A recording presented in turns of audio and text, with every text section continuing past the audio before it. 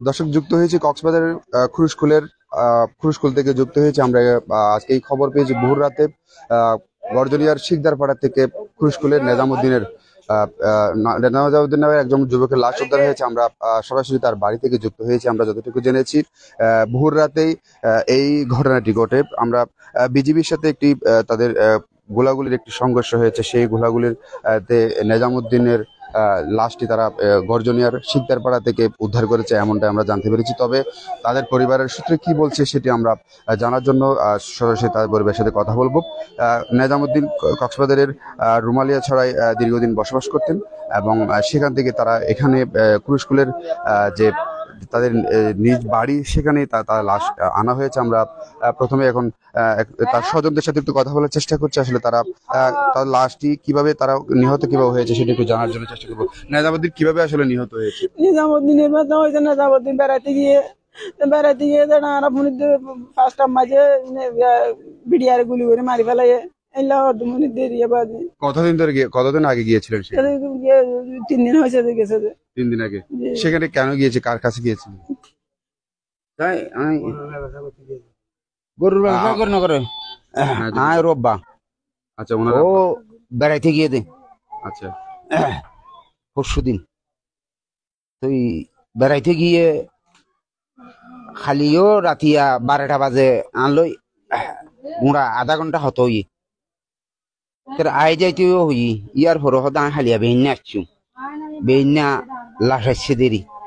আচ্ছা, আমরা একটু খবর পেয়েছি ওখানে যে শাহিন ডাকাত নামের একজন ওখানকার গর্জনিয়ার একজন ব্যক্তি, তার সাথে নাকি তিনি ঘুরতে গিয়েছিলেন। আসলে কতটা সত্য কিনা? না না, শাহিনের সাথে ঘুরতে যায়নি।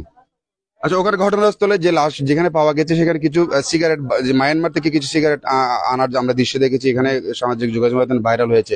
সিগারেটের বিষয়টি কি জানেন আপনারা? আমরা কিছু জানি না। ওইটা কিছু জানেন? ওই সিগারেট এবং যে গরু পাচারের যে একটা বিষয় আছে সেখানে কোনো সম্পৃক্ত আছে কিনা? না না না না, ওখানে কোনো সম্পৃক্ত নাই। আর ফুলা গেছে বেড়াইতে।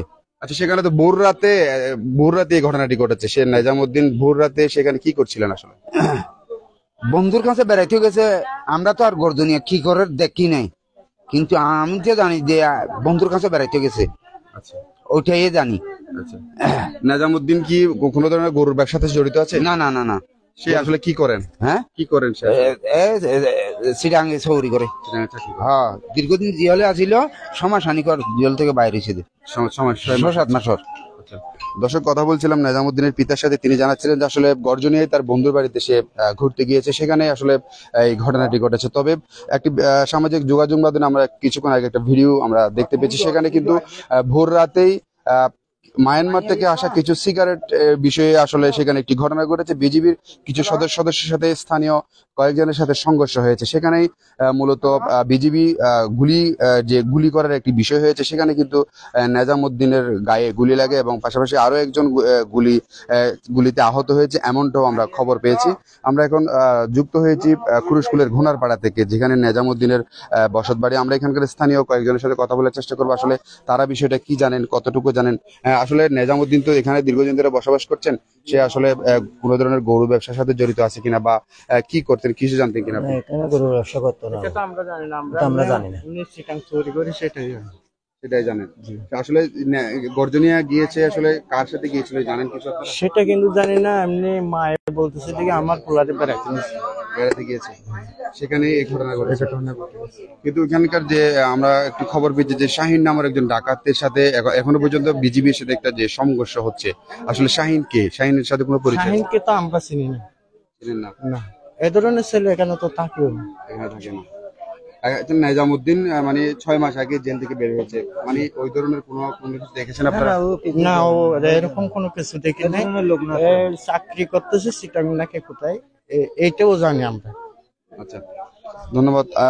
এখানকার স্থানীয়দের সাথে কথা বলছিলাম। আসলে জানাচ্ছিলেন যে নেজামুদ্দিন আসলে সেরকম গরু ব্যবসা বা মায়ানমার থেকে কোনো ধরনের কোনো ব্ল্যাক কোনো কিছু ব্যবসা তিনি করতেন না, এমনটাই স্থানীয়দের দাবি। তবে আমরা যতটুকু দেখেছি সেখানে কিছু সিগারেটের যে কিছু মায়ানমার থেকে আসা কিছু সিগারেটের বাক্স আমরা দেখতে পেয়েছি। সেখানে সেই বাক্সের মধ্যে তারা স্থানীয়রা বলছে যে কি সেখানে তারা অল্প কিছু সিগারেটের জন্যই এই বিজিবিরা আসলে গুলি চালিয়েছে, এবং কেন গুলি চালিয়েছে, কি জন্য গুলি চালিয়েছে, এই ঘটনাটি আসলে জানার জন্য আসলে আমরা পরিবারের সাথে কথা বলেছি। তারা আসলে বলছিলেন যে কি নেজামউদ্দিন আসলে সেই ঘটনার সাথে কোনোভাবেই সম্পৃক্ত নাই, এবং তারা বলছে যে কি তারা আসলে নেজামউদ্দিন তার বন্ধুদের সাথে ঘুরতে গিয়েই মূলত এই ঘটনার শিকার হয়েছে। আমরা তার পরিবারের সাথে কথা বলেছি। আজকে জুহুরের নামাজের পরেই তার জানাজা দেওয়া হয়েছে। আমরা তার বাবার সাথে কথা বলেছি। তিনি জানিয়েছেন যে আসলে কক্সবাজারের কুরুশকুলের ঘুনারপাড়ায় যে কবরস্থান রয়েছে সেখানে আসলে তার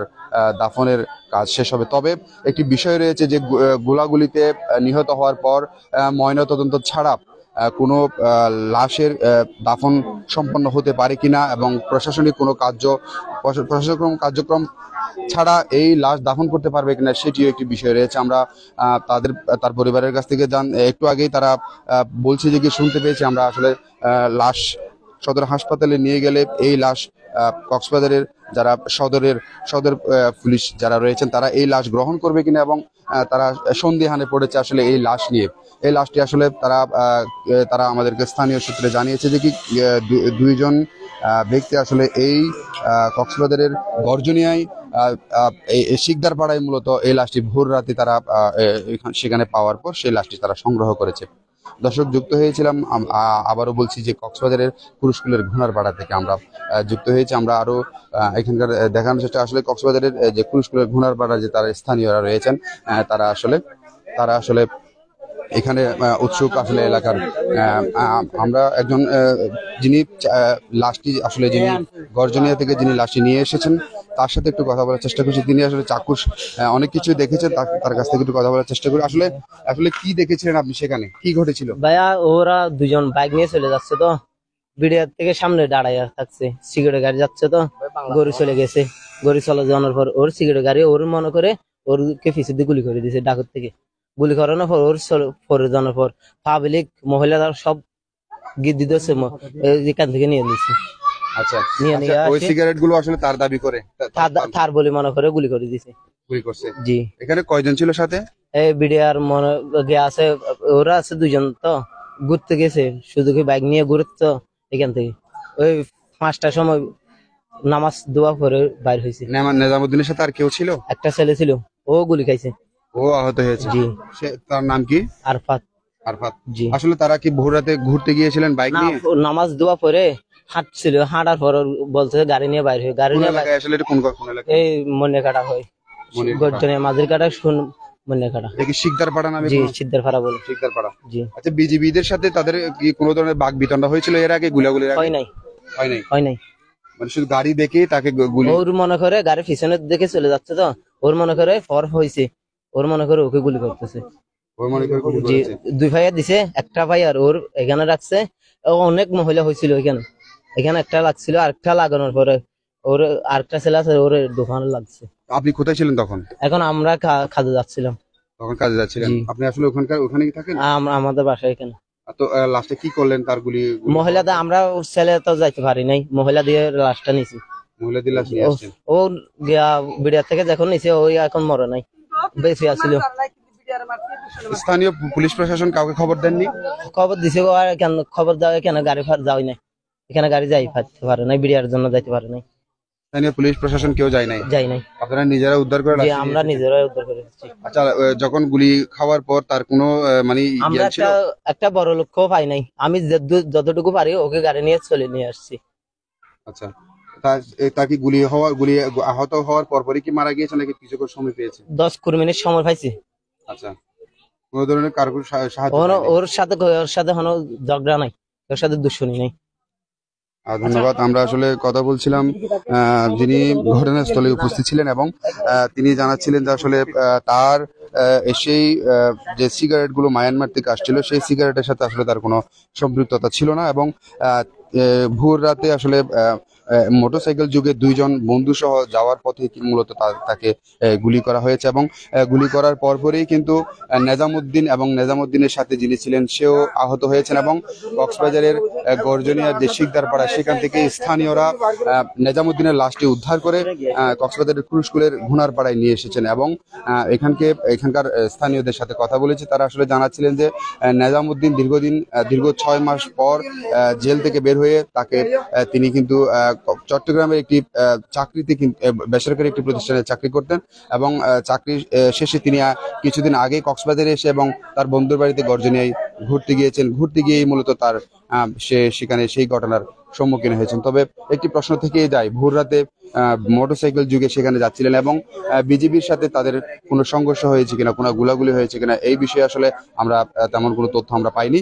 তবে একটি ভিডিওতে আমরা দেখতে পেয়েছি সেখানে কিন্তু বিজিবি এবং স্থানীয়দের সাথে একটি বাকবিতণ্ডা হচ্ছেন।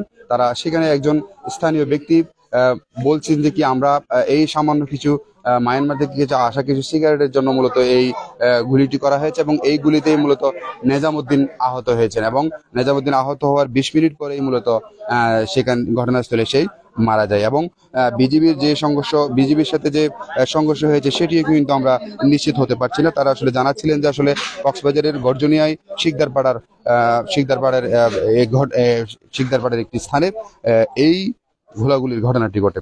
দর্শক, জানাচ্ছিলাম ক্রুশকুলের ঘুনারপাড়া থেকে নেজামুদ্দিনের বসত বাড়ি থেকে তার যে লাশের কি পরিস্থিতি এবং তার স্বজনদের কি পরিস্থিতি সেটি আমরা জানানোর চেষ্টা করছিলাম। স্থানীয়রা এবং পরিবারের সূত্রে জানা গিয়েছে আসলে নেজামুদ্দিন তার বন্ধুর বাড়িতেই ঘুরতে গিয়েই মূলত সেখানকার বিজিবির সাথে সংঘর্ষের মধ্যে পড়ে এবং এই সংঘর্ষে মূলত নেজামুদ্দিন নিহত হয়েছে, আমরা এমনটাই খবর পেয়েছি।